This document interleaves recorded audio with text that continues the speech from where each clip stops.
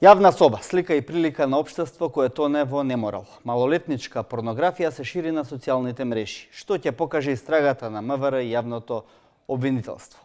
Каде да се бара вината? Пропуст во воспитувањето дома, во училиштата, во институциите или секаде? Како дозволивме улицата да ни ги земе децата? Во 24 отворено на оваа тема вечерва дебатираме со Драги Змијанац од Меѓаши. Добра вечер, добро дојдовте во студиото. Калија Димитрова од невладината организација Медуза. Добра вечер и за вас. Добра вечер.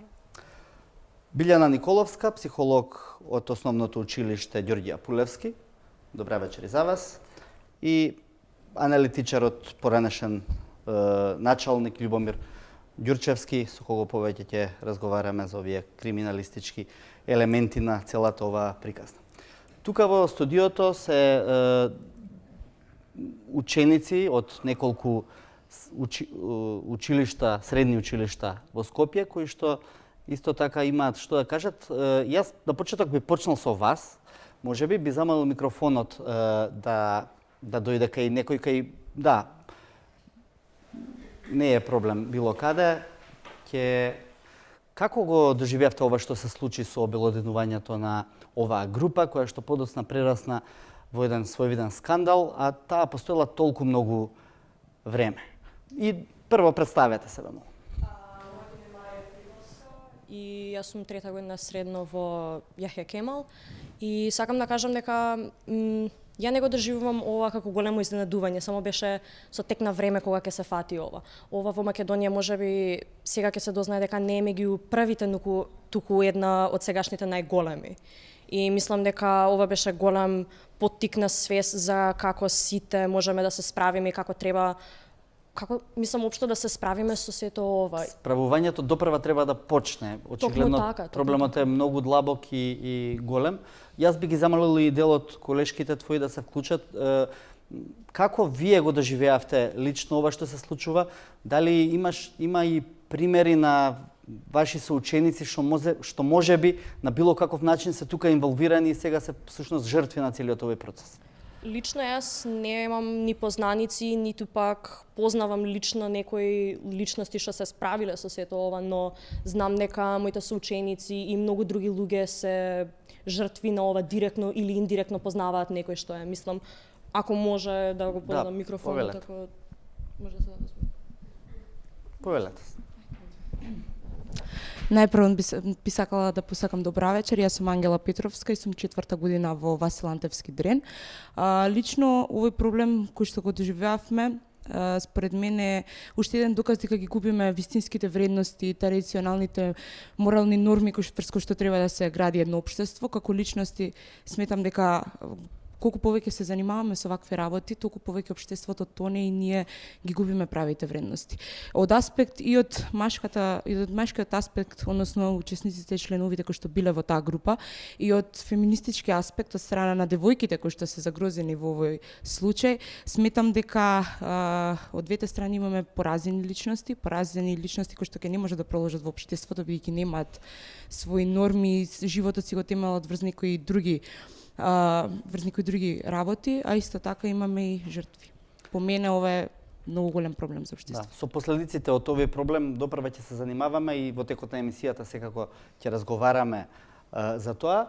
Сега најпрво да ја вклучам и колешката Мери Јордановска од порталот А1 која што практично го откри овој проблем, односно пишуваше за ова што се случува со групата и во групата. Мери, добра вечер и за тебе.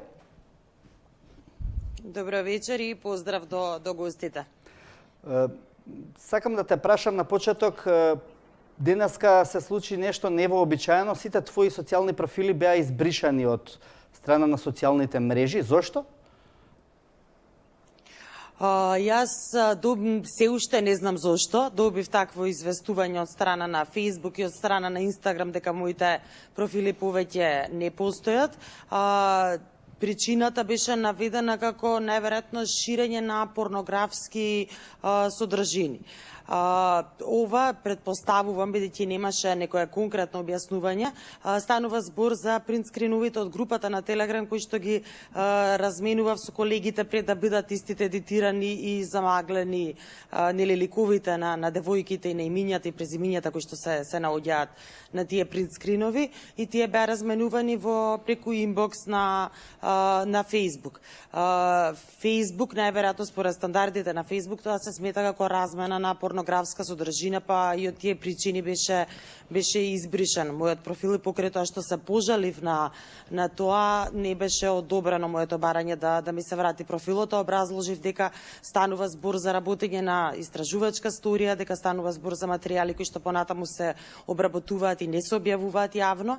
Меѓутоа ете се случи тоа што се случи, а од друга страна за да биде нели иронијата поголема, групата на Телеграм каде што се споделуваат оригиналните порнографски содржини, такви какви што се, значи без да бидат едитирани, без скриени ликови на девојките, напротив со објавени имиња и презимиња, се уште функционира и се уште членовите ги споделуваат тие фотографии и видеа, така што ете од една страна се работи за заштита нели на приватноста на една социјална мрежа, од друга страна друга апликација дозволува такви работи што нели е малку симптоматично.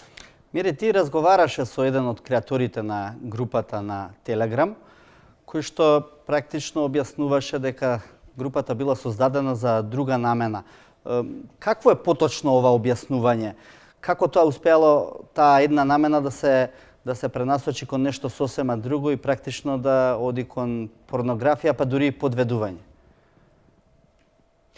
Така, јас пред да почнам да ја работам сторијата и не бев многу запознаена како функционира оваа апликација, меѓутоа денеска следејќи ги членовите на групата, сатив дека и такво нешто е можно, точно она како што го кажа креаторот. Односно, тој тврди дека првично групата ја создал за да се споделуваат смешни видеа и забавни содржини, меѓутоа еден администратор, повеќе администратори биле, еден додавал едни членови, друг додавал други членови, веќе тоа за неколку дена постигнала 1000 членови, а потоа и 5000. И веќе секој споделувал кој што стигне, меѓу другото и порнографски содржини. Сега, она што го тврди администраторот е дека колку и да се обидувал да ја избрише таа група, тоа било невозможно, бидејќи кај него, тоа и лично го видов на неговиот мобилен телефон, кај него покажува дека е избришена, меѓутоа членовите и понатаму продолжуваат да ги постираат тие содржини. Сега тука се отвараат и други прашања зашто тоа веднаш не било пријавено, зашто предходно не имало обиди да се избрише таа група, зашто не го избришал веднаш својот Телеграм акаунт и така натаму, значи тоа се работи кои што треба да ги утврдат понатаму истражните органи. Меѓутоа она што го забележав денеска следејќи ги го разговорот меѓу членовите на групата, каде што веќе владе известна паника дека се отвара истраги, дека е можно да бидат лоцирани, е да се префрлат во друга група. Кога се обидов да ја отворам таа група, видов дека станува збор за група каде што луѓе препродаваат работи. Мислам, буквално препродаваат се од гуми за автомобили до работи за домаќинство и слично. И сега дел од нив веќе се префрлуваат таму и продолжуваат да ги споделуваат овие содржини. Што само укажува на тоа дека е многу лесно работите да излезат од контрола, односно од една група веќе да се префрлат во друга и таму таа да продолжи да функционира без разлика за која намена првично била создадена. И затоа постојат администратурите кои што Те збунува ли дрскоста на луѓето кои што се наоѓаат во групата, кои што сега практично сите тие можат да бидат доведени во еден проблем со законот, а тие наместо тоа сакаат да формираат нова група и не се откажуваат од својата првична цел. Мислам, мене тоа и како човек и како новинар наистина ме збунува. Не само што ме збунува, мене тоа ме шокира, ме прави многу тажна. Јас сериозно се замислив во какво општество живееме и колку тоа што реално ни се случува пред очи е во најмала рака кажано болно, бидејќи гледам дека тие луѓе и покрај укажувањата на некои членови кои што сега се развива свеста дека ова што се прави е комплетно неетички, најблаго кажано, тие сепак инсистираат упорно на тоа и тука не гледаат буквално ништо спорно, дека на тие девојки кои што ги постираат гледаат како на објекти, како некако на живи суштества. И фразите и речникот кој што се употребува постојано и постојано во тие групи се како да се работи за дури ни за растенија, значи како буквално за објекти. Не се почитува приватност никаква, се споделуваат телефонски броеви, се дебатира за нив само врз основа на физичкото, значи воопшто ни оддава слика на едно комплетно изместено општество во кое што живееме. Уште едно прашање, колку време постоела оваа група? Според моите информации, јас првично слушнав човек кој што ми кажа, ја видов една твоја познаничка во група на Телеграм, низини фотографии. Тука не обрнав многу внимание, бидејќи не сметав дека тоа е нешто точно и релевантно. И тоа беше пред околу 1 месец. Меѓутоа, сега според она што веќе почнуваат да го зборуваат членовите, групата првично постоела на друга онлайн платформа уште од септември минатата година, и тоа било околу 2 месеци, потоа се префрлила на Телеграм, а сега веќе членовите преминуваат на сосема друга апликација Дискорд, која што ја користат најчесто геймери, односно луѓе кои што се занимаваат со онлайн игри и слично. Така што очигледно секогаш постои некој таков начин за да се второто прашање што ми се наметнува тука е што правеле репресивните органи, што правела полицијата во сите овие 6 месеци, ако никој не успел да примети една ваква група, но секако одговорот на тоа прашање ќе следи во текот на дебатата. Јорданска, ти благодарам што се вклучи во 24 отворено. Ние ќе продолжиме тука заедно со средношколците и со нашите дебатери во студиото. Благодарам за поканата. Ѓурчевски, ќе ве прашам јас, што правела полицијата? Па не само полицијата, што правеле институциите задолжени за откривање, докажување и прогон на криминалот воопшто, генерално. Тука сметам и на обвинителството како најнадлежен орган, како и на сите други останати институции, пред се, значи, во рамките на Министерството за труд и социјална политика, имајќи ги во предвид одредбите од Законот за малолетничка правда, нели, а со цел да се заштитат малолетниците и децата од овој вид на криминал, кој што според она што беше кажано и според оние информации кои што веќе сега полека се прибираат, се доваѓа до еден податок дека оваа група во еден подолг временски период активно работела на социјалните мрежи. Овде интересно беше напоменато и она што самата новинарка и вие го поставивте како прашање. Тоа е дрскоста на сите овие администратори кои што раководат, односно кои што го создале овој профил, која што мене од криминолошки аспект ме поврзува да се навратам на она како во криминологијата ги дефинираме организираните групи, организираните криминални групи, па кога ги опишуваме нив, за ними знаеме да кажеме дека тие се насилни, дека тие се дрски, премногу коруптивни, хиерархиски. Дали е според вас ова организирана група или ова е група која што спонтано се организирала? Од оваа група која што спонтано се создала, најголемиот профит на крај ќе го извлечат организираните криминални групи. Зошто ова го викам организираните криминални групи, кои што од оваа група ќе регрутираат, било да се тоа девојки за трговија со луѓе, за забава, во делот на криминалот, во делот на трговијата со дрогата и така натака, затоа што овде една од девојките многу на почетокот спомна дека станува збор за жртви, односно уништени млади лица. Значи и на психолошки, и на социјален план, и на кој друг сакате план, дека станува збор за еден многу поозбилен феномен, на кој што феномен ниту полицијата, ниту другите органи за прогон, за откривање и докажување на криминалот не му посветиле соодветно внимание во еден подолг временски период, што само по себе можеме да констатираме дека имаме големо затајување во делот на работата на овие институции. Добро. Друг аспект, За сега, друг аспект само кој што Ајде, сакам да го кратко. спомнам, значи овде станува збор за едно друго кривично дело кое што денеска не го посочија, него се повика на едно друго. Јас викам дека изнесувањето на лични и семејни податоци е кривично дело од главата 8 во членот 174, каде што значи секое изнесување на било какви податоци представуваат кривично дело кое што се гони по службена должност, за разлика од некои одредби во членот 193, каде што гонењето се преземат по предлог, односно по пријава од оштета. Благодарам. Николовска, работите во училиште практично со деца на таа возраст од основно училиште, значи до 15 годишна возраст. Каде затајува системот во училиштата? Сегда. Значи, во едно вакво морално девастирано општество не може институцијата да функционира, тоа е се поврзано. Например, еве, јас не сум знаела за вакво нешто, дознав од медиумите. Меѓутоа, дали тоа се вика јавна соба, дали, како што спомна девојчињата, сигурно имало и претходно некои такви групи, ќе има нови групи. Дали тоа ќе се вика насилство на трибини, дали ќе се вика насилство во автобуси или... Значи, секаде каде што нашите деца се жртви, тоа е се последица од нас возрастните. И тоа е огромен проблем што не можеме благовремено да реагираме. Меѓутоа, реакцијата еве на конкретниот случај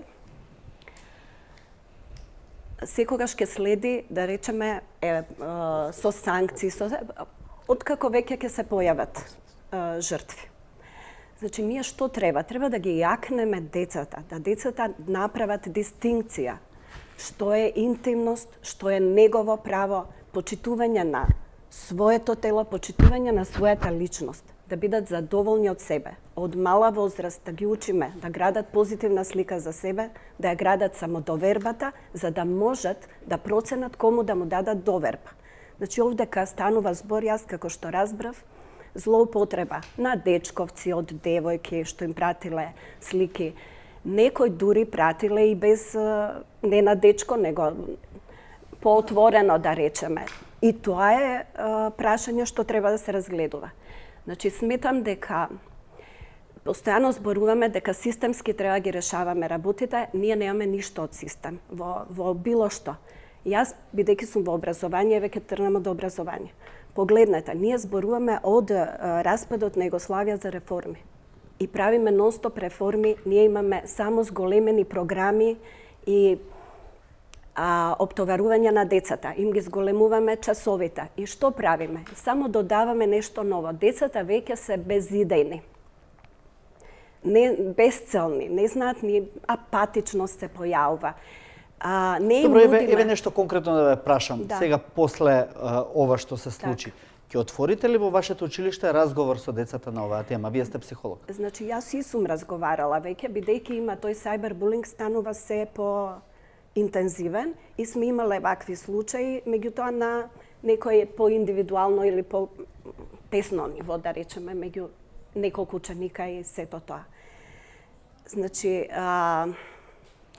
децава Може би по-систематски да се направат специјални часови за ова, да им се објасни што се случува, дека треба да се внимава. Јас лично не верувам во тоа, секако ќе се направи. Меѓутоа, тоа е само гасење нели на некој пожар во моментот. Нема да биде системско решение, туку ќе биде ад хок сега во моментов. Може после да конвертира овој проблем во некој друг вид на проблем. Значи, ние треба потрајно да го решаваме и заеднички да го решаваме. Ние возрастните сме одговорни за децата. А во овој случај, како што кажа една од ученичките, тука се жртви и момчињата кои што споделуваат. Замислете која е таа идеја да споделувам добиена фотографија. Немање емпатија, тоа сме го создале ние. Дали е преку некомпетентно родителство, дали е преку образование, дали преку некои други институции, не е важно. Медиумите, реалитијата, кои што се полупорнографски, значи сето тоа ние им го нудиме како модели на децата. Не казнивоста. Ние немаме казнивост. Зошто некој би се тресал дали е од една група ќе преде во друга група, кога немаме на ниедно ниво казнивост? Благодарам за сега. Димитрова,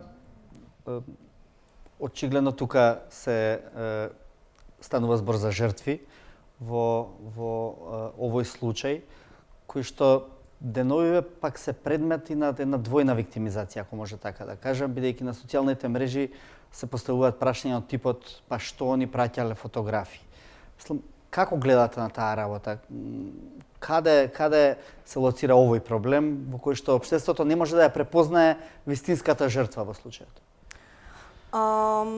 Вака, би сакала да кажам дека ова воопшто не ме изненадува. Мислам, не ме изненадува тој феномен. Воопшто не ме изненадува што социјалните мрежи беа преплавени со осуда на девојките и на девојчињата. И до некаде тоа се случува и вечерва. Значи, имаме ситуација каде што 7.000 и над 7.000 луѓе, преска на топ тема нека друга бројка беше изнесена, дека во некој момент 13.000 луѓе биле од таа група, ги ставаме на исто рамниште со девојки чии слики биле злоупотребени. Значи, тоа не сме да се случува. Тоа се девојки чии избори ние не сме тука да ги морализираме. Мислам дека со самото тоа што почнуваме со тоа зашто девојките така се сликале, како девојките така се сликале, на кому му ги праќале тие слики, зашто ги праќале тие слики, фокусот ги ставаме на девојките и едноставно као ова ако е поентата, ние ова го правиме околу поентата. Имаме луѓе што без согласност филтрираат слики со илјадници други луѓе, а ние се фокусираме на личните интимните избори на одредена група на луѓе во оваа ситуација. Ова е случај на родово базирано насилство и вознемирување. Мислам дека и тоа малку се избегнува да се дефинира, бидејќи е многу важно во овој контекст. И исто така според мене е многу важно да се нагласи дека членовите на таа група имаат една типична предаторска природа. Значи тие луѓе не се таму затоа што сакаат да гледаат експлицитни фотографии, видеа од млади девојки и девојчиња. Зашто тоа они може да го прават на милиарда порно сајтови. Они се таму затоа што знаат дека тие слики без дозвола се во таа група. Така што јас тука го гледам некако центарот на проблемот, на тоа што, како што каже и Мери кога се вклучи, едноставно на женските тела, на женската да кажеме на женските избори кои што според мене навистина не треба да бидат тема на дискусија, се морализира, се користат во оваа група за да се коментираат на еден најдеградирачки одвратен начин, се третираат како објекти, како предмети, како не знам, стварно не можам да навлагам во ова бидејќи ми е станувам емотивна, но сметам дека не смееме да си дозволим. Која е целта? Јавно да ги изложат на подсмет или да направат од тоа некаков друг тип на криминал во општеството? Јас мислам дека за мене некако најсимволично тоа беше кажано во тоа краткиот опис на групата, група за зезање и дружење. Баш тоа. И мислам дека тука е коренот на проблемот. Тука се сложувам со професор. Зборови да кажеме дека тоа е криминална група и таа треба на тој начин да се третира. Искрено мислам дека тоа е веќе многу проблематично. Сметам дека мора да некој да сноси одговорност, особено после мислам од кога знаеме во каков размер е таа група. Сега више тука можеме да навлегуваме во тоа дека некои членови можеби биле додадени од некој друг човек, тие можеби не сакале да бидат дел од групата, мислам тоа прекомплицирано кога станува збор, особено за оваа група бидејќи е на Телеграм. Меѓутоа, главниот администратор на таа страна и другите подадминистратори кои што имале конкретни ингеренции во таа група, кои што наводно нели ја почнале за општа забава и потоа тоа прешло во нели семи порнографска група, но не го пријавиле тоа. Мислам дека мора да сносат одговорност, но дека целата група би ја третирала како криминално, искрено немам ингеренции тоа да го кажувам. Тоа што само сакам да го напоменам е дека додека се фокусираме на жртвите, односно ги морализираме нивните избори, ја избегнуваме поентата, тоа е дека едноставно имаме проблем на родово базирано насилство во општеството и тоа дефинитивно се гледа и онлайн, особено бидејќи станува збор за помлада популација, голем дел од тој тип на насилство се случува онлайн. Змјанац? Најдобро е кога ќе можеме да ги дефинираме јасно состојбите, за да ни со дефинирање состојбите има шанси да почнеме да ги решаваме. Најпрво морам да кажам дека во петокот се јавивме до секторот за компјутерски криминал, дигитална форензика, да го пријавиме сајтот на дојава од професорка.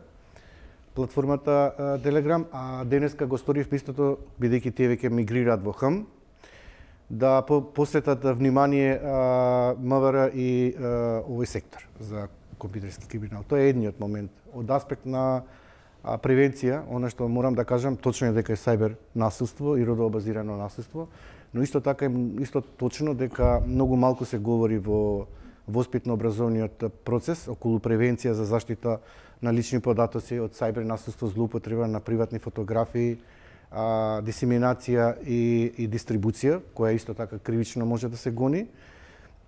И исто така недостига сексуално образование во согласност со возраста на детето, за да можат децата да евентуално превенираат и можни нивни компрометирачки фотографии да се најдат на Инстаграм или пак на Фејсбук.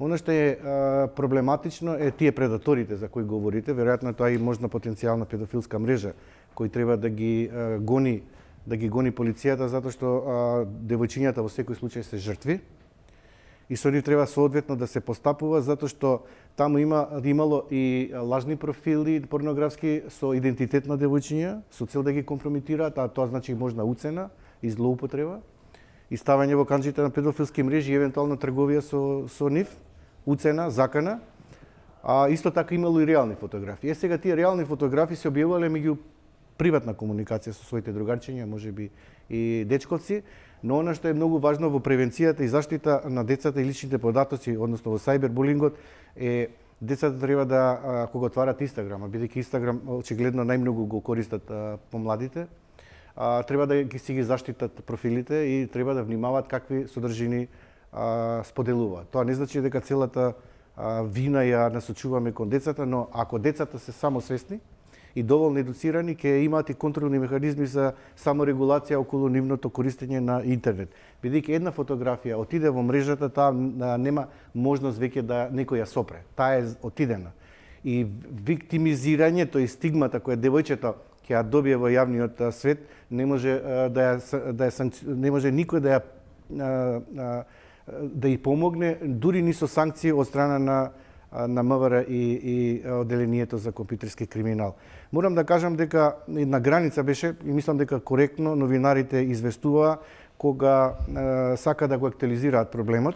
Ние со новинарите го изработивме кодексот како се известува и кога се објавува во медиумот кога детето е жртва или сторител на ваков тип на компрометирање во јавност. И од тој аспект е во ред и новинарите на одреден начин одговорија на висина на задачите. Оно што ме загрижува е тој што се случило на Мерија. Денеска ме побара за пријател и бев изненаден зошто. И сега дознав.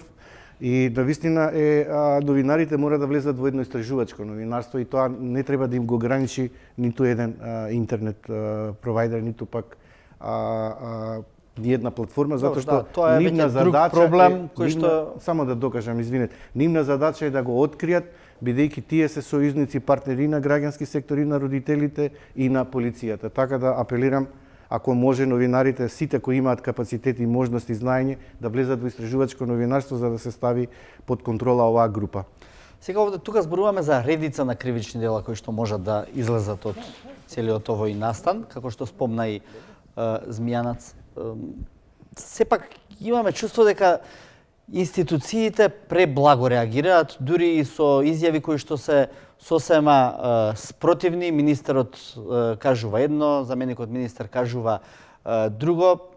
Точно не знаеме што се случува, веројатно некои од тие од групата се повикани на разговор, но сепак имате ли чувство дека недостасува една одлучна акција против ова зло што сега се случува? Видете, генерално станува збор значи за 1 до 2 кривични дела кои што во моментов се инкриминирани во кривичниот закон, односно инкорпорирани. Тоа се кривичното дело од членот 174 и кривичното дело од членот 193. Генерално, јас морам да се вратам на она што криминалистиката како наука и криминологијата цело време го кажуваме, го зборуваме 30 години во овој период на реформи. Господа, ние напуштивме еден систем на кривично правно нормирање на работите, во кој што на прво место ни беше виктимологијата, односно заштитата на жртвите од сторителите на кривичните дела. 30 години наназад ние и медиуми, и невладин сектор, и институции и така натака, сите зборуваме за правата на сторителите на кривичните дела, па во какви услови се водела постапката, во какви услови биле повикани и задржани во полиција, дали им било обезбедено ова, она, све што. Господа, јас генерално, значи ги почитувам сите човекови права на сторителот на кривичното дело кои што му следуваат согласно ЗКП. Почнувајќи, значи, од повикување во полициска станица до распит, до изведување пред обвинител, пред суд и така натака. Значи и правото на одбрана и се. Но пред него секогаш ја ставам жртвата на криминалот. Ако ние како држава така ги поставиме работите, ние, верувајте ми, ова за што сега ние сите овде дебатираме и изборуваме нема да биде регулирано во два члена во кривичниот закон со 5 става, односно во едниот се 4 става, во другиот се 3 става, во 7 става. Сето ова што ние сакаме да го кажеме, што е неможно.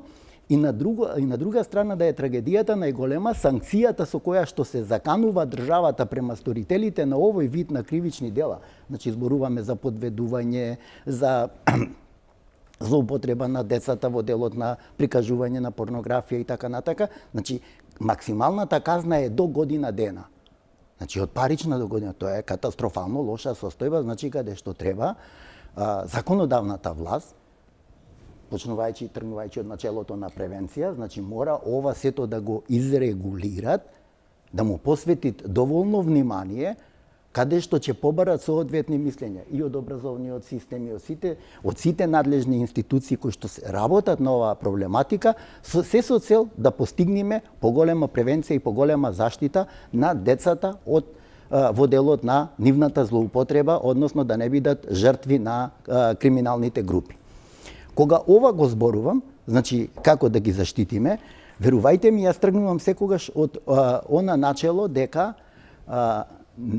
полицијата години наназад и се одзедоа многу надлежности кои што согласно новиот закон од 2012 новиот закон за кривична постапка прејдоа истрагата во целост прејде кај обвинителите, кај полицијата остана само она што е превземање на действија по допрен глас или по пријава од граѓанин, ова што е направено од страна на Медјаши, со поднесување на пријава, се со цел да се иницират некаква постапка, за да се отпочнат да се собираат основани сомненија, значи уште зборуваме за основани сомненија и тука завршуваат работата на полицијата, затоа што се понатака е во надлежност јавно обвинителство. Така е. Јавното обвинителство. И во време кога ние имаме дерогирани институции, значи зборувам дерогирани институции, прво на оној кој што согласно закон е најповикан да го гони криминалот. Тоа е јавниот обвинител, господа. Така е. Секако после И не мора да добие јавниот обвинител пријава, може и по допрен глас да реагира.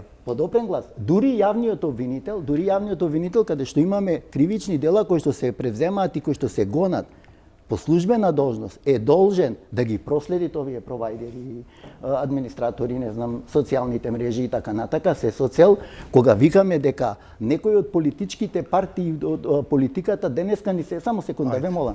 Значи викаме сакаат пречутно да го вратат онај фамозен член 133 за кој што 80-тите години водев некрвави дебати околу негово укинување, вербалниот деликт, значи некој сака да го врати тој вербален деликт во делот на вредата и посочување преку социјални мрежи на политичарите, а при тоа не води сметка како да ги заштити децата, пред се децата, викам прво децата, па потоа малолетниците, па помладите.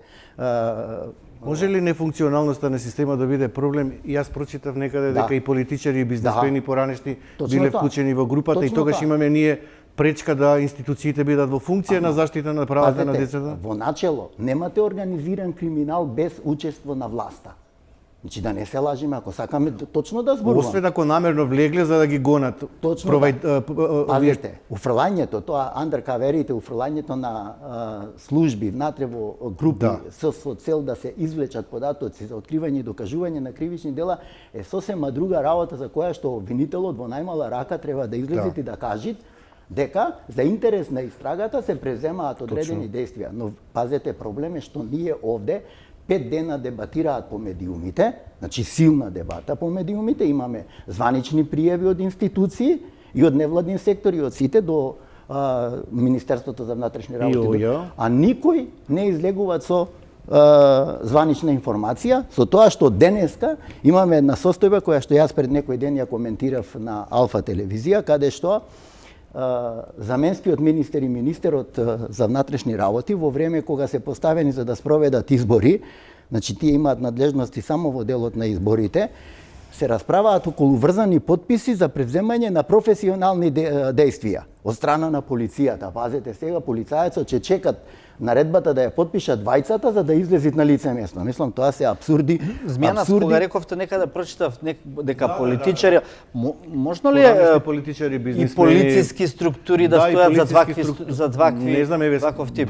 Мислам, таквата импликација е сериозна, ако била но со намера да ја следат групата, Значи ќе имаме податок. имаме резултати. Ќе имаме резултати затоа што ако обвинителството била- ќе било информирано од службата. Не може полицијата да преземи примена на посебни истражни мерки затоа што тоа припаѓаат во тој дел од постапките, примена на посебните истражни мерки, да преземит нешто без знаење на јавниот обвинител.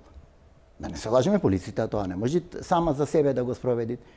Јас разбирам да полицијата години наназад ја следела оваа група, прибирала информации, го известила јавниот обвинител, превзела и викаме, но должни се да излезат и да кажат, господа, заради интерес на истрагата, Така е. заради доваѓање до сторителите на кривичното дело, затоа што таму имаме сплет на И кривични заштита дела. на децата И жртви. заштита на децата Само жртви. внимавајте вие, во вакви случаеви девојчиња може живо да се одземат. Значи ова се многу проблематични Едно ситуации девојчината тоа и на го посочи. 12-13 годишни девојчиња каде што нивни фотографии скомпрометирачки се објавуваат во социјални мрежи кои не може никој веќе да ги контролира. Еднаш поминати тие веќе се трајно во запис градени во на интернет мрежата. И вие се има тука многу прашања како се постапува со децата, не само колку се едуцирани, колку знаат како да се самозаштитат, него и како веќе кога се случило ова да се постапи со нив за да нема двојна виктимизација и стигматизација од страна на општеството. Општеството сега треба да биде уште помобилно, а со одложувањето на истрагата ние само ја пролонгираме нивната голгота. Добро. Димитрова, да ве вклучам вас. Неказнивоста е еден голем проблем на сето ова што се случува. Имаше еден случај пред неколку години во Штип, каде што беа луѓе осудени за педофилија. После тоа Врховниот суд ги ослободи, иако има и првостепена и второстепена Токму во Штип. Токму во Штип. Повели, извини. Ништо. Само сакам да напоменам во контекст на ова што го зборуваме, сваќам дека веројатно овој случај добина многу медиумско внимание, па веројатно и институционално, пошто во голем дел се работи за малолетнички. Меѓутоа ово е проблем, мислам дека треба и тоа да се напомене, кој што ги засега сите девојки и жени, бидејќи во таа група има фотографии и лични податоци и од девојки кои се полнолетни, кои што се еднакво нели изложени на опасностите од бидување во таа група. И тоа би сакала да го поврзам со тоа што и професорката да го зборуваше. Мислам дека треба некако веројатно повеќе на тоа да се фокусираме. Односно, може оваа група некако да се затвори, може одредени лица да сносат одговорност и како што кажав, мислам дека тоа мора да се случи. Меѓутоа за еден месец ќе се случи нова ваква група, за еден месец ќе се случи нова ваква група и нова. Во моментов веројатно има 20 вакви групи. Значи мора да се работи на превенција. И под превенција не подразбирам да им кажуваме на децата дека треба да се угледуваат на традиционални семејни вредности и слично, бидејќи не сите се водиме по тие начела во општеството. Под превенција подразбирам дека треба да им се дадат алатки на младите, бидејќи нормално е ти на 12 и 13 години да се интересираш за сексуалност, да истражуваш и слично. Сите сме го правеле тоа, да не се правиме се, мислам, смешна ми е дебатава што се води дека новите генерации се корумпирани и слично. Туку да им се даде алатки за како што кажа професорката, да се запознаат себе си, да се сакаат себе си, да бидат задоволни, самоуверени и едноставно да им се дадат алатки за како да бидат емпатични и солидарни со другиот, бидејќи јас сметам дека тоа му фали на ова општество, бидејќи еден другар кој што според мене тоа се нетрадиционални, се извинувам, но да речеме тоа е моралното нешто да се направи, доколку ти имаш девојка од која што си имал такви фотографии, вие раскинете или супруга или седно, ти ако се да речеме, ако си емпатичен човек, кој што знаеш што е солидарност, знаеш што е морал, знаеш што е етика, ти не би го пратил тоа на други луѓе, доколку вие сте биле во некоја интимна врска. Така да според мене тоа се подразбира под превенција. Едноставно да им се дадат алатки на младите луѓе да знаат што значи односи со други луѓе во секоја можна смисла и што тоа значи денеска во добата на социјалните медиуми. Но тоа претпоставувам треба да почне од раѓање на едно дете. Бидејќи на вистина за и во градинките, и во прво, второ, трето, четврто оделение, секаде во тој процес кога се создава од раѓање, така? Младите родители треба да добијат алатки и вештини како да одгледат едно самосвесно Но од кого да добијат? Од овие луѓе што ја формирале групата? Значи, треба да се организираат работилници за обука на родители. Јас учествував во едни такви работилници минатата година, каде што таа група родители на вистина се стекна со вештини и со алатки, беа одушевени какви промени за кратко време направија кај децата. Сакам да кажам дека не е тоа ништо многу, не е тоа не знам каква наука. Во некои општества, она што се работеше на тие работилници е секојдневие во однесувањето со децата. Меѓутоа, кај нас, без оглед дали зборуваме за традиционални вредности или не, ние сепак имаме доминантно организирани традиционални семејства на традиционален начин. Од друга страна, имаме неверојатен бум во технологијата и родителите не можат да ги следат промените. Имаме деца што веќе се родени со мобилни, со не знам што. И мислам дека тука тешко се снаоѓаат и родителите, тешко се снаоѓаат училиштата и ради тој раскорак меѓугенерацијски не сум сегашна, сум многу возрасна. Мислам дека сега кој што е голем размакот меѓу генерациите, дека порано не бил толку заради тие некои поавторитарни вредности поставени, нели се знае што е црно, што е бело и така натаму. Сега некако имаме еден флуид на што е добро, што не е добро и така натаму, сива маса и родителите потешко се снаоѓаат. Затоа сметам дека треба институциите да работат на конкретните случаи, да се даде поддршка на евентуални жртви во сите вакви ситуации, меѓутоа превенцијата треба да почне и системски да се работи. Вие во училиштата треба да имате кадар што нема предрасуди и не прави родова дискриминација. Меѓутоа, тоа не е така. Доминантно зборувам, има исклучоци. За жал, ние гледаме ситуации во сите институции. Само ентузијазмот ги вади некои моменти нели во работата, па и во училиштата, и во здравството, и секаде. Значи, треба да се направи еден широк блок и да се види што е во најдобар интерес на децата. Тоа е најтешко, меѓутоа е нешто што ќе вроди понатаму со плод. Секогаш ќе има вакви предизвици, меѓутоа ќе бидат спорадични и нема да бидат вака масовни. Благодарам. Да го чуеме и лоцираме проблемот, сакам директно и во комуникација со средношколците. Да. Само една кратка реченица. Повелете. Нели треба да го имаме во предвид и онај нов европски тренд на пуштањето на традиционалното семејство и редефинирањето на родителите. Значи, кога зборуваме за родител 1 и родител 2, кога викаме го напуштаме концептот на татко и мајка. Извинете. Добро. Само како една од индициите. Напуштање за реков. Јас би сакала една мала дигресија до професорката. Во ваше време, зборам во вашите рани 20-30 години, дали постоеле такви работилници за кои што зборувате, каде што ќе се обучуваат родителите за тоа како да ги воспитаат децата? Да бидеме реални, во тие периоди немале такви работилници и луѓето го правеле тоа едноставно водејќи се според личните убедувања за тоа како треба да го воспитаат своето дете. За жал во ова општество каде што имаме недоволно развиено истражувачко новинарство, каде што имаме недоволна сексуална сексуална едукација и образование кои што им е навистина потребно на децата, дали на наша возраст или на помали, особено ние 12-13 години, како што напомена госпогицата Димитрова, дека од тогаш се започнуваат нели тие промени кои што настануваат кај децата. Сметам дека во овие моменти, како што кажавме, имаме момент каде што може да се случи самоубиство. Освен што може да се случи самоубиство, не сум застаната на ниту една страна, ниту од страната на оние момчиња кои што биле во групата и кои што, да бидеме реални, тоа се момчиња претежно од 18, 19 до 20 години, кои што за жал се подложни на ово општество, да не може да си најдат девојка со нели критериуми според нив, бидејќи ова е изопачено општество, да бидеме реални. И се задоволуваат со оној мал материјал кој што го гледаат. Од тука сметам дека не можеме да ги наречеме предатори, а за девојките кои што велиме дека нели не дај Боже може да заврши онака како што и веќе предвидовме, тоа може да се случи од машката страна.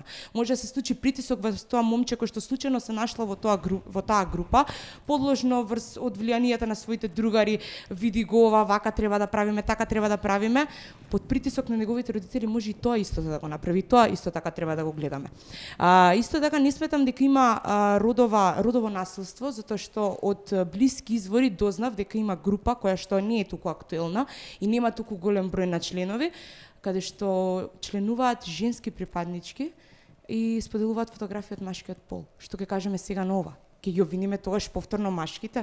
Мислам дека не треба да ги делиме и не треба премногу да одиме кон оној феминистички поглед, девојките се секогаш угнетувани, девојките се секогаш не знам, оние кои што страдаат, девојките во оваа ситуација, во сликите сликите на девојки кои што се наоѓаат во таа група, сметам дека девојките немаат доволно развиена свест, не ги познаваат социјалните мрежи. Она што го кажавме дека еднаш кога ќе ја пуштиш таа слика во мрежата, толку е, веќе немаш контрола врз неја.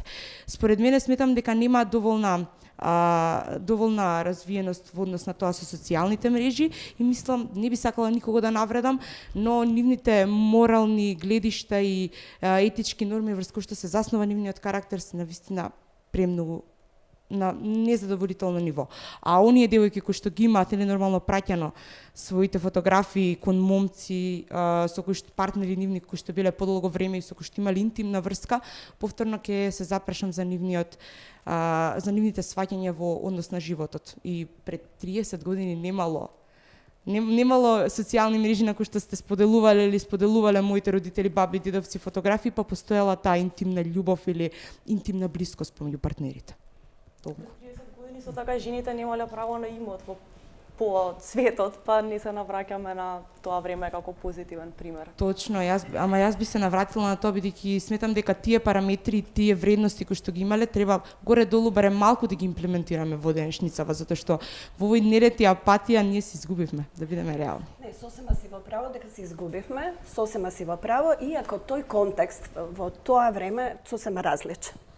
И сосема различно се функционираше. Ако сега кажувам дека е доминантно традиционалното семејство, во тој период беше доминантно патриархалното семејство. И кога се од една страна, тоа е парадоксот. Од една страна се прејасно дефинирани улогите, се знае жената е за шпоретот, таткото носи работи и така натаму, носи пари. И кога точно знаеш колку ти е просторот и каде се движиш, се добива еден впечаток на посмиреност, на дека е се поворед. Сега се погубивме малце, бидејќи нити успеавме да создадеме егалитарни семејства, каде што еднакво се распределени улогите. Од друга страна, имаме потреба, бидејќи тоа е тренд, а се случува кај нас родова дискриминација, се случува и преку образованието. Вие гледајте учебници, каде што една слика, прво семејството. Значи, вие имате семејство, мама, тато и 2 деца. Мислам, од мали нозе веќе децата се научуваат што е во наводници нормално. Ме сваќа што сакам да кажам, да. Така да овој контекст и тој контекст не можеме да ги споредиме, али да, дека можеме да работиме на тоа, можеме. Зошто ги спомнав обуки за родители? Од родителството се учи. Тоа не е вродено. Карактерот се создава. Како дошло да тоа дете не размисли да пушти фотографија од партнерка или од било што дечко, што и да е, да не помисли дека ќе повреди, дека значи тоа е проблем. За мене е проблем и на тој дечко. Тој проблем? И јас пак го лоцирам во некомпетентноста на се околу нашите деца. Значи, во круг се вртиме, меѓутоа мораме да почнеме од рана возраст. Мораме да почнеме. Вие имате, значи, од услови, од се. Може би изгледа дека не се допира јавна соба со 40 деца во градинка во група. Меѓутоа се има врска. Значи, кога вие ќе изградите едно дете кое ќе се сака себе си, затоа што го бива, кој ќе може да се реализира преку она што го прави, каде што успехот не е поставен од некого, туку успехот е негов, колку он може и да биде задоволен од тоа. Нема да има потреба да се докажува на некој друг начин. Овдека имаме физички експлицитни фотографии. Физичкиот изглед станува приоритет. Погледнете, млади девојки ставаат ботокс, ставаат силикон, непотребно. Значи да се сакаат себе си. Како ќе ги научиме да се сакаат себе си, да имаат самодоверба, да имаат самопочет, да чувствуваат сигурност, да се чувствуваат безбедни и да знаат кому ќе дадат доверба. Ма тоа повторно потекнува од семејството, од самиот почеток, од доаѓањето на детето на овој свет, потекнува од тоа, доколку дома не научат нас родителите дека треба да се сакаш пред себе си, онаков каков што си, дека не е потребно да постираш експлицитни фотографии и дека треба да го цениш својот интелект кога ќе се продаваш на пазарот во општеството, зборам дали интелектуално, работно и слично, доколку они прво тоа не ни го посочат. Во градинка верувате дека многу помалки бидев. Значи, зборам за се, она градинка ми отиде затоа што 40 деца во група, а родителот притиска и неговото да биде примено. И сега му кажува 40 деца, ама ако нека биде 41. Значи, не му е важно. Тоа е се системска поставеност. Така, она што ми е поентата, родителите и на овие девојчиња направиле се што можеле и што умееле во интерес на своите деца. Меѓутоа толку знаеле. Значи, треба да се научат, да им се даде поддршка. Значи, нема родител што работи против своето дете, сем во некој патолошки случај. Значи, треба да им дадеме поддршка на родителите и на родителството. А зошто ја акцент ставам на родителите? Затоа што сметам дека се тие најзаинтересирани во еден ваков распад на вредносен систем. Мислам дека кај нив ќе извадиме највеќе капацитет, затоа што они имаат најголем интерес да направат самосвесни деца. А дали често пати сте свесни дека под притисок на бурното време кое што е со обврски, влијанија, слично работни обврски, така натаму, родителите често пати ги занемаруваат своите деца? Апсолутно. Не само што ги занемаруваат. Ние, за жал, во училиште работам. И работиме доста и со, поготово по малите деца, по големите се подискретни. Имаме и физичко насилство, многу често. Од страна на родител. Има родители што и си кажуваат. Тоа е па воспитна една, морам да му дам. Значи, тоа се модели на однесување кои што они ги научиле од своите семејства и така натаму. Треба да се соочат, да видат што е, какви последици, какви бенефити, што понатаму. Лесно е да одгледаш едно мало послушно дете. Удри го кајшот, ќе биде послушно. Меѓутоа, кога ќе дојде на 12-13 години, кога ќе дојде во оној период на негативизам, кога ќе сака да го руши авторитетот, ќе го руши на најнефункционален начин. Значи... Земате ли предвид вие социјалните услови во кои што ние живееме, живеат семејствата, одгледуваат деца, и дали изнајдовне, како систем, дали изнајдовне механизми, трендовски, да го замениме патриархалното семејство со она што се викат нови текови во системот. Дали тука успеавме да направиме во било каде, тоа не е механичка, било каква реформа. Ама не е механичка работа, не можеме тоа. Знаете зошто ова го поставив? 90-тите години, морам ова да го спомнам, 90-тите години во нашите кругови, особено во делот на полициските кругови и во делот на образованието, енормно силно дебатиравме околу развојот на наркоманијата и порастот на бројот на уживатели на опојни дроги. Сме воделе дебати, ова не е ништо. Но, за жал, и тогаш ја изгубивме битката. Јас ви тврдам дека ја изгубивме битката затоа што бројот на уживатели на опојни дроги од ден на ден се повеќе и повеќе ни растеше, за да денеска стани еден од феномените за предизвикување на сите овие негативни состојби. Јас отворено овде ќе кажам и ќе стојам за тој податок, минимум 30 до 40% од овие фотографии се од таа популација. Значи, од делот на... Може да тврдите нешто такво без Не, статистика? тврдам затоа што имав можност овие 2-3 дена да ги прочитам коментарите кои што одат под тие фотографии.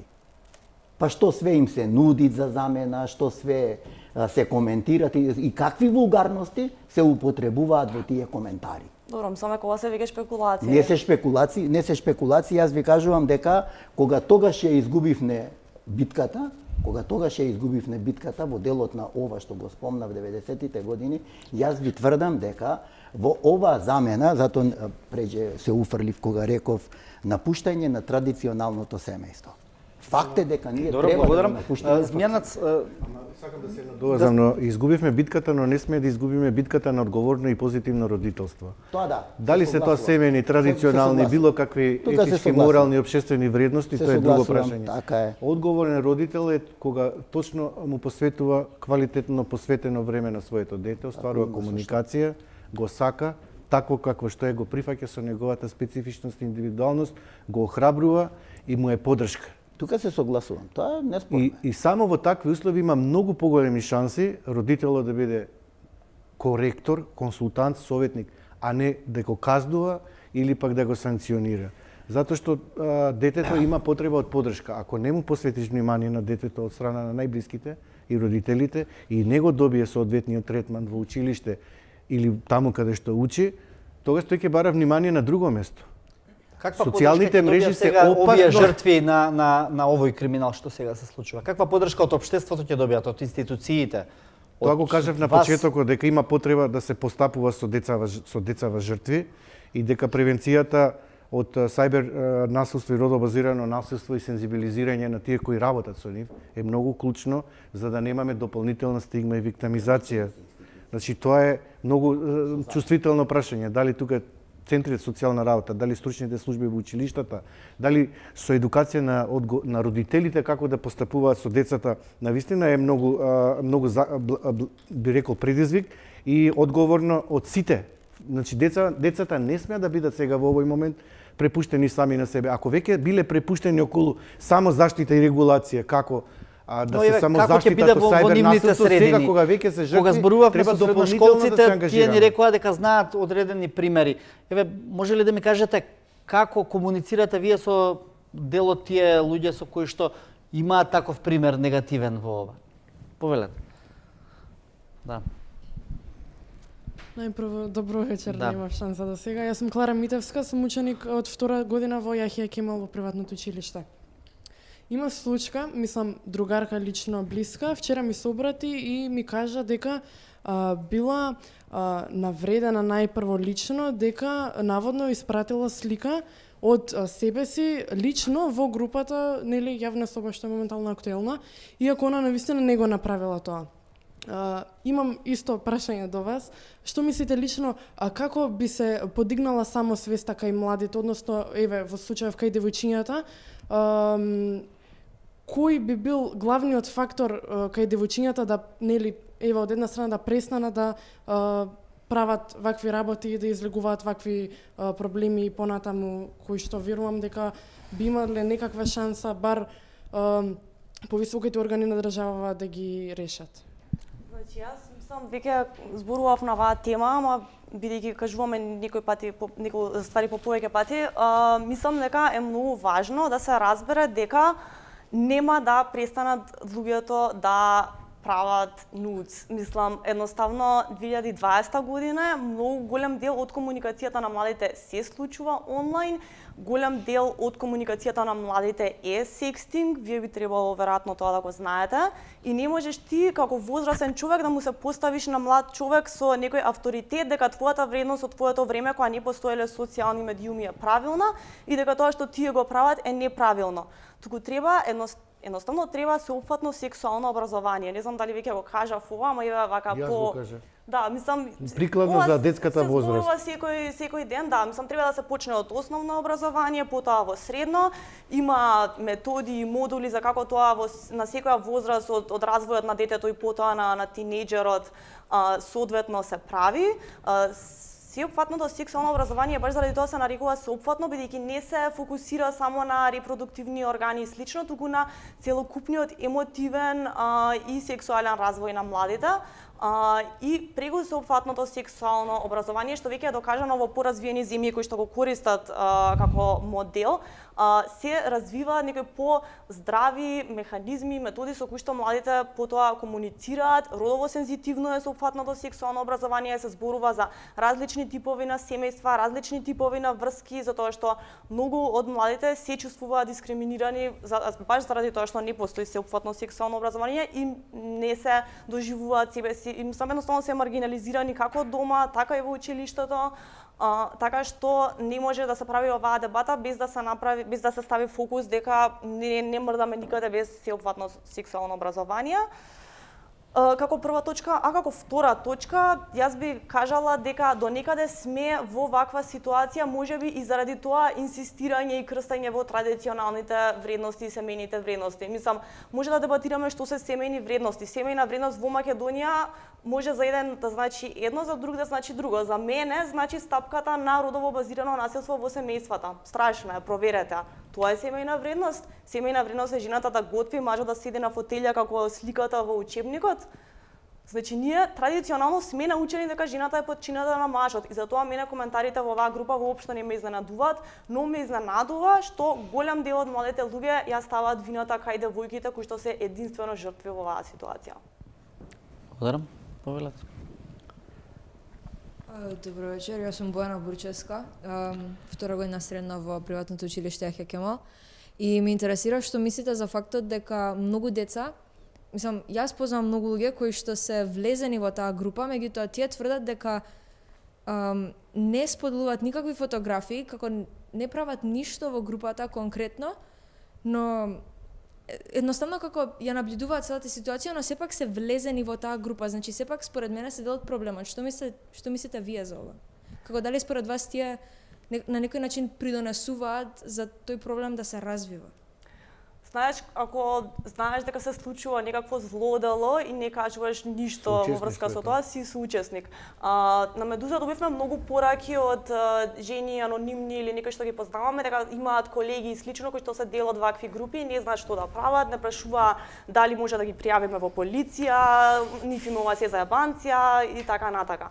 Во овој момент и морален суд е нешто што ние како граѓани и граѓанки треба да го правиме. Ако знаеме некој што е член на таква група, кој што се смејува со, да речеме, лошата судбина во моментов на некоја девојка или на жена, кажете му дека тоа не е во ред, кажете му дека е кретен, кажете му дека има милијарда порно сајтови што може да ги отвори во било која секунда во денот и во ноќта. Кажете му дека можеби ќе има ќерка која што ќе биде жртва на нешто вакво. Кажете му дека е неприфатливо тоа што се случува и дека докаде што е можно ќе има одговорност кривична. Извинете што сум многу драматична. Имам уште едно прашање. Според вас, кои се долгорочните решенија за овој проблем? Значи не зборувам само за да се затвори еднава група, затоа што како што кажавте вие после тоа ќе се отворат многу повеќе групи. Кои се долгорочните решенија за да не се отвараат никакви вакви групи каде што ќе се злоупотребуваат експлицитни фотографии од малолетни деца? Да, благодарам. За ова веќе зборувавме цела емисија, но може со еден сублимат еве змјанац. Ајде. Дека не има. Јас мислам на почетокот кажав, треба едукација од најрана возраст за саморегулација, заштита, превенција од можна злоупотреба на приватност преку социјалните мрежи, сензибилизирање и на просветниот кадар и на родителите. И на општествената заедница, и тоа што го кажа Калија, заедно се возевме со Калија, треба секој еден кој е дел од ваква мрежа или група, е соучесник и тој треба да пријави, има обврска да пријави. А што ако некој друг вметнал тама? Без негово знаење, без негова согласност? Без разлика, ако е член во групата, тој треба да пријави. Ние треба да се научиме да реагираме, не да бидеме соучесници во родово базирано насилство и сајбербулинг. Извинете. Треба да бидеме активни чинители во промените. И треба младите да ги охрабриме да го прават тоа. Освен ако не ќе да пријава затоа што не верува дека институциите на системот ќе постапат соодветно. И јас го разбирам тоа. Тоа го имаме и ние на нашиот СОС проблем.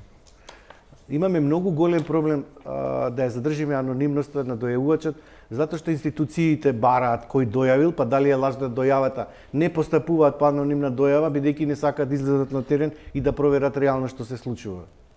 Значи имаме нефункционален систем и затоа се ова ни се случува. Мислам затоа, ова е само рефлексија на тоа што ни се случува. И тука верувам дека освен да се самоорганизираат низ некои форми каде што евентуално со поддршка на родителите ќе можат да направат и пријава, не знам, пријава не мора да ја прави секогаш и дете, може да ја направи неговиот родител.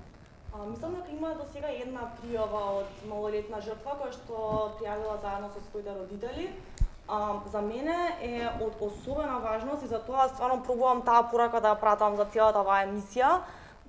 Не може да очекуваме дека жртвите ќе пријавуваат се додека има наратив дека тие се самите Не може криви. другарче Тоа е нејзино. класична двојна виктимизација. Жртвите од Така е. родово базирано насилство не пријавуваат, жртвите од силување не пријавуваат, сега и жртвите од сајбербулинг не пријавуваат, затоа што јавноста им кажува вие сте криви зашто ова ви се Точно. случило.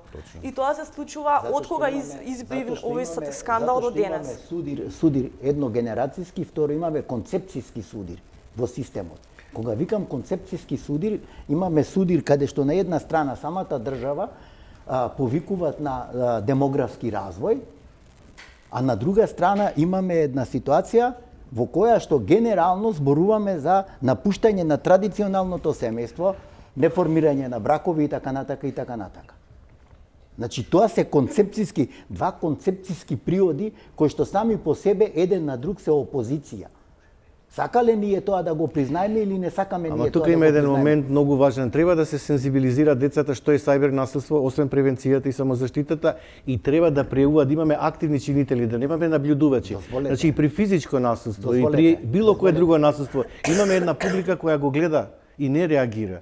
Значи, треба да се помогне кога има жртва. Значи, тие што се околу жртвата, да не очекуваме дека жртвата секој сама е таа која треба да го пријави настанот. Ние на стартот тоа го констатиравме. Па кажавте дека имаме несоодветна законска регулатива, несоодветно нефункционалност на институции и така натака. Во делот на образование немаме соодветни наставни програми, По која наставна програма не? Значи, имаме еден куп проблеми како систем. Повелете, Но тоа да, се системски само да проблеми. ги вклучиме, извине. да се ве молам, пошто уште малку минути имам. Сакам првен да направам една мала сумација на сето тоа што се дешаваше во дебатата и да потенцирам, мислам, главните работи што мислам дека моите соговорници и соученици да се согласат со ситуацијава. Дека ради години наназад терање на тоа традиционално семејство, имање жена што е подчинета под маж, нефункционални државни органи, неточна едукација, невоведување на позитивен машки идеал и позитивен женски идеал, неучење на самите жени да се ценат лично и дури мажите да се свесни на што прават они, да се свесни дека кога жените ќе им пратат слики дека тие им доверуваат дел од себе што и до ден денес се смета дека е многу интимен, дури ако е 2020, дури ако е современ век, треба да се смета дури и на најголем степен. Што ќе се понатаму системските постапки на државата, на сите што се на власта, како постари, како помлади, како сите што ќе живееме, што ќе ги држиме, што ќе ги директно ќе ги осетиме последиците на ова. Како може државата, мене, тебе, сите на масава, сите тука во собава да ни одржи некаков вид на приватност и како може понатамошно ние со многу голема веројатност да немаме ваков случај. Ја не би имал што да додадам или одземам тука. Добра поинта е. Значи Само може заштита на кратко да приватноста прокоментират. и заштита на детето жртва се заштитени со Конвенцијата за правата на детето, дури таа е поголем инструмент од било кој закон. Ако Македонија ја ратификувала Конвенцијата, тогаш треба да ја спроведува во пракса и твојата порака е многу јасна. Значи, не декларативно да се носат само закони или да се ратификуваат конвенции, туку да се спроведуваат во пракса. Сакам мене државата, бидејќи Да ти работи гарантира. во многу елементарен прост концепт. Јас како личност давам дел од мојата приватност за да државата може на мене да ми каже еј ти си безбедна од овие ствари. Зошто тогаш овие млади имаат директни постапки имаат директни последици од сето во ова? Како државата има пропадната во цело овој концепт и мислам дека според мене треба сосемно редефинирање на што е традиционално семејство, што е концептот на приватност и со сите овие нови феномени кои што се генерацијски одбивани, како ние сега ќе се справиме? Бидејќи ние имаме на модел како што посочивте вие, нефункционален закон. Како тоа ќе се реши? Кога ние сме во Македонија со полна со корупција. Само со нова, ја затоа на почетокот кажав, од криминолошки аспект кажав дека ние имаме лош концепт, каде што наместо да ја штитиме жртвата со закон од криминалот, ние се обидуваме да го штитиме, да ги штитиме сторителите на кривичните дела. На почетокот го кажав. Значи, јас се согласувам со вас дека треба да создадиме еден нов концепт на законодавство во сите пори, вклучително и во делот на образованието. Но и мислам дека Во сите пори, кога зборувам, значи зборувам за Чевски, ве молам да изслушам. се согласувам дека вие имате, као што приметив, желба да го направите тоа. Но полесно е кажано од колку е направено, како што гледате дека и младите како Калија и сите нови млади медиуми се трудат на тоа, но сепак ќе влезе она стара пререка што имаме, ти си млад, ти немаш искуство, седи, остај ги постарите да го решат проблемот. Јас мислам дека ова сосема треба да се испрли, бидејќи јас ќе ги осеќам вашите ефекти. Зошто јас да немам еднакво право во глас, во колективноста, како што вие сте ми ја ветиле? Зошто јас да се осеќам заробена од систем што работи против мене, не да ме поддигне мене како индивид? Затоа што некој ги укина јавните дебати. Разбирате? Не, ова е само еден обичен, еден најмал сегмент.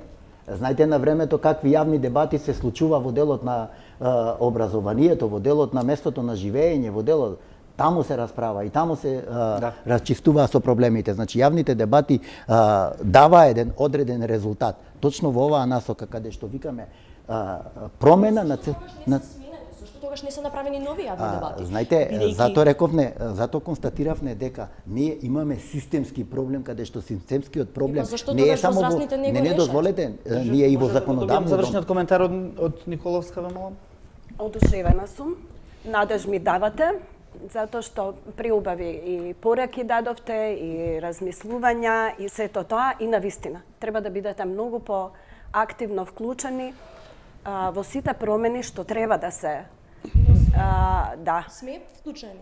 Сите не сте од доволно ова... вклучени, многу малку сте вклучени и преку училиштата и зашто на тогаш јавни... владата не ми даде еднаква можност да сум вклучена како 17 годишна личност во законот, морам да сум оставена сама да си ги барам тие места за вклучување. Зошто мене владата директно не ми каже, слушај, вака и вака, меѓу ова и ова, меѓу трето, четврто и пето, јас ќе имам директно влијание на општеството кој што го градиме еден за друг.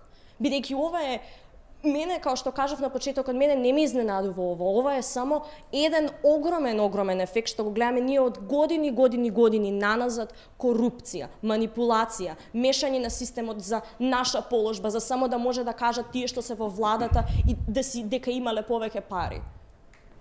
Не е само тоа, има многу повеќе. Да, можеме да... Школската заедница, тамо нели имате вие млади на една училишна заедница на ниво на... Јас сум приклучена во Младински образовен форум како дебатерка и веќе одам таму 4 години и тоа ми беше мојата медијна...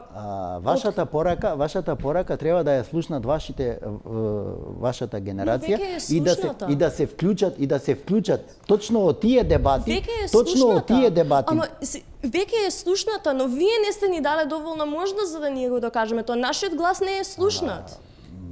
Ако не е слушнат, вашиот глас, тога пак се поставуваат прашањето системски дали институциите тоа што сами го формирале, Ама како личност што сте работеле, со законот како за образование, нели се предвидени тие училишни заедници и така натаму. Морам да се надоврзам, добро што кажат дека значи може само да го довршам коментарот ве молам.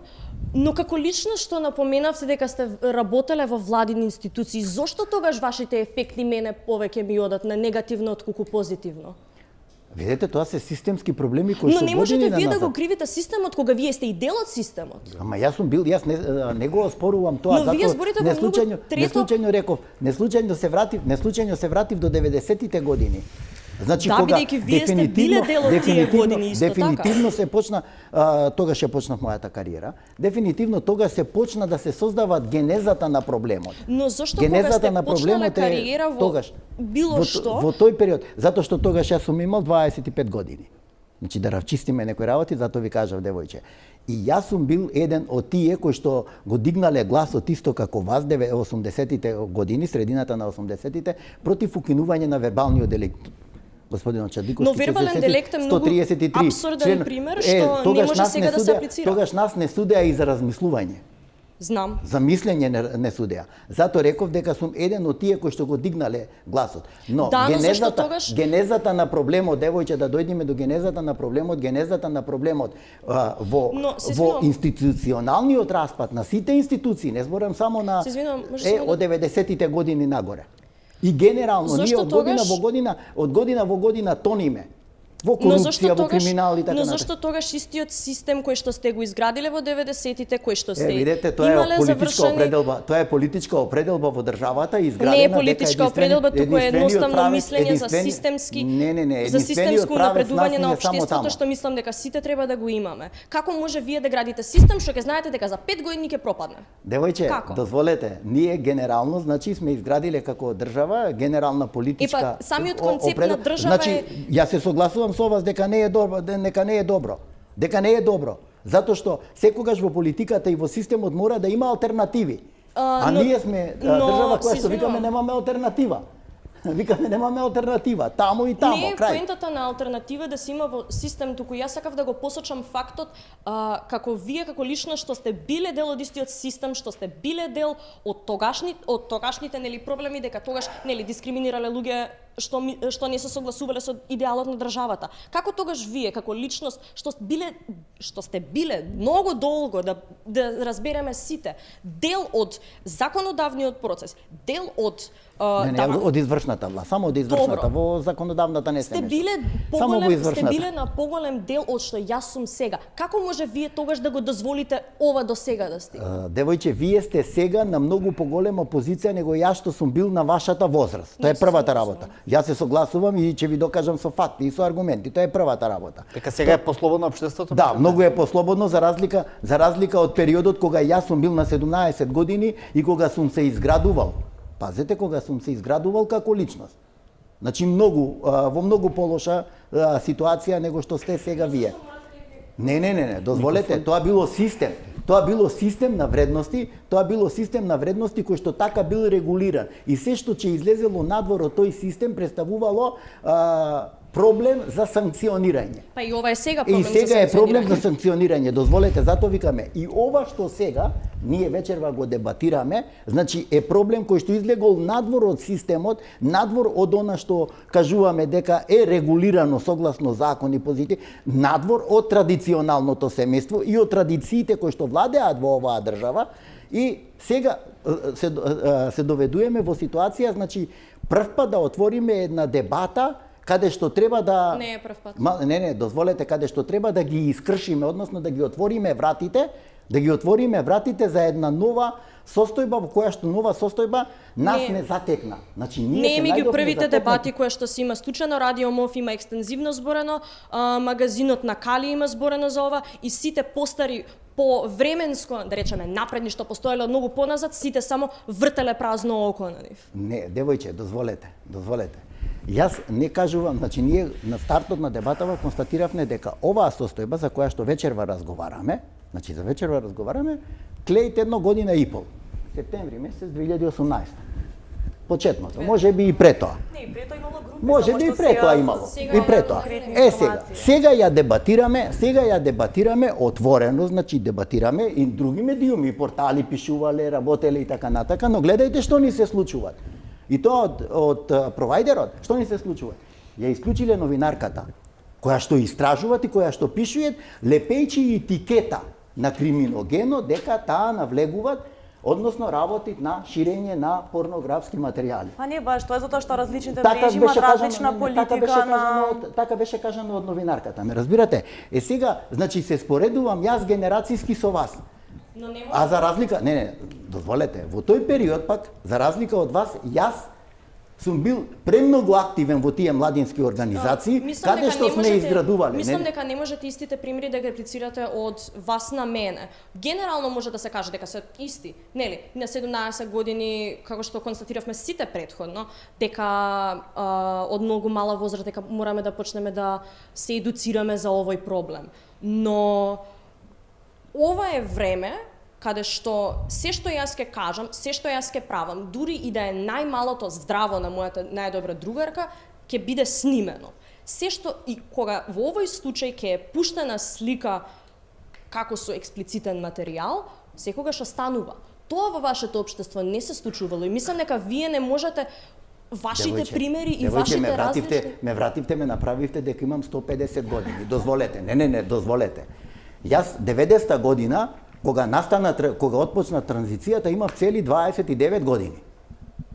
Значи, кога отпочна транзицијата на системот, кога предовне од еден систем на општествено уредување, во сосема нов систем... Но мене ми беше дозволете Добро, сега. ма фактот е дека младите кои што живеат во Дозволете, ве слушам. социјалните медиуми имаат различни битки од Дозволете, вашите. Не ми разбирате дозволете, ве поентата. слушам. Па не, само сакам да кажам Не ми дека сега разбирате генерација има поентата, различни како ве битки. слушам, вие имате еден дозволивте... куп прашања. Не, како вие дозволивте Ама, тој систем да преиде во ова? Мене тоа ме Дозволете, интересува. дозволете, точно тоа сакав да ви го кажам.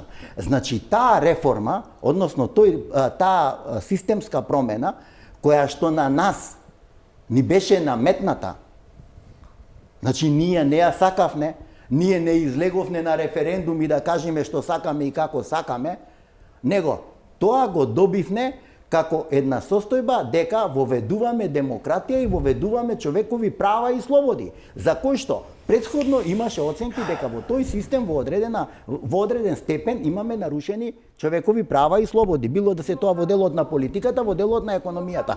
Дозволете, таа демократија и воведувањето и начинот на спроведување на транзицијата што излезе од оној предвиден колосек и отиде во една криминогена трансформација која што за жал 30 години, значи изборам од 90-та до денеска, за жал 30 години не дават никакви позитивни резултати во ниту една област, во која сакате област. Во која сакате област? Сакате економија, сакате социјала, сакате образование, сакате здравство, која сакате област? Сакате безбедност и она што вие самите викате, сакаме државата да ни гарантира безбедност. Видете, ние тогаш гарантиравме безбедност. Зошто? Тој систем гарантираше безбедност, но тој систем па беше од друга страна оценуван дека е режим. Точно тоа. Сега, кога ја воведовне демократијата и кога почнаа да ни се случуваат вакви асоцијални појави, како што е наркоманијата, која што јас ја спомнав, ме разбирате, која што си даде одредени негативни резултати, асоцијалните појави кои што сега ни се појавуваат во делот на она што од нас некој друг сега го побаруваат. Јас ви тврдам дека генерално, пошто испровоциравте и прашавте, ме направивте премногу стар, сега ќе ви кажам, сега некој друг ни наметнува состојба каде што треба да го напуштиме традиционалното семејство, па ни вика че регулирате состојба родител 1, родител 2. А при тоа ќе ја загрозиме демографијата. Јас ви тврдам дека ќе ја загрозиме демографијата, но ова е сосема друга тема. Надвор од ова за што сакаме да дебатираме. Тука некаде ќе се заблагодариме, да. Ќе ги пуштиме поентите на вечерашната емисија, мислам дека ќе ги видите, после тоа ако треба ќе се дополнете. Повелете поенти.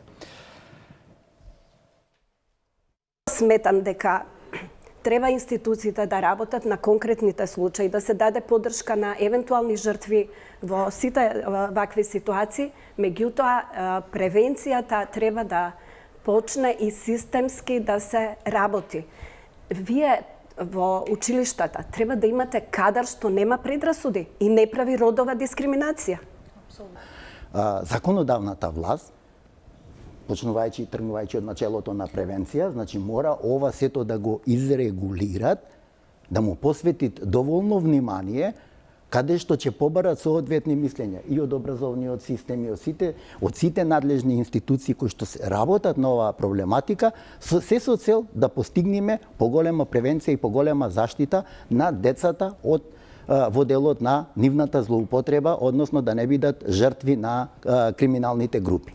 Сметам дека мора да некој да сноси одговорност, особено после само од кога знаеме во каков размер е таа група. Сега више тука можеме да навлегуваме во тоа дека некои членови можеби биле додадени од некој друг човек, тие можеби не сакале да бидат дел од групата, мислам многу прекомплицирано кога станува збор, особено за оваа група бидејќи е на Телеграм. Меѓутоа, главниот администратор на таа страна и другите подадминистратори кои што имале конкретни ингеренции во таа група, кои што наводно нели ја почнале за општа забава и потоа се тоа прешло во нели семи порнографска група, но не го пријавиле тоа, мислам дека мора да сносат одговорност. Само внимавајте вие, во вакви случаи девојчиња може живо да се одземат. Значи ова се многу проблематични девојчината тоа и на го посочи. 12-13 годишни девојчиња каде што нивни фотографии компрометирачки се објавуваат во социјални мрежи кои не може никој веќе да ги контролира. Еднаш поминати тие веќе се трајно во запис, градени на интернет мрежата. Да, ја ви благодарам на сите дискутанти што бевте на вечерашната емисија. И може на кратко видејќи само 10 секунди. 10, точно. Активни млади. Значи тоа што очекувам и треба да се случи, низ разни форми на активни младинско учество да се слушате детскиот глас силно. И тоа е многу важно.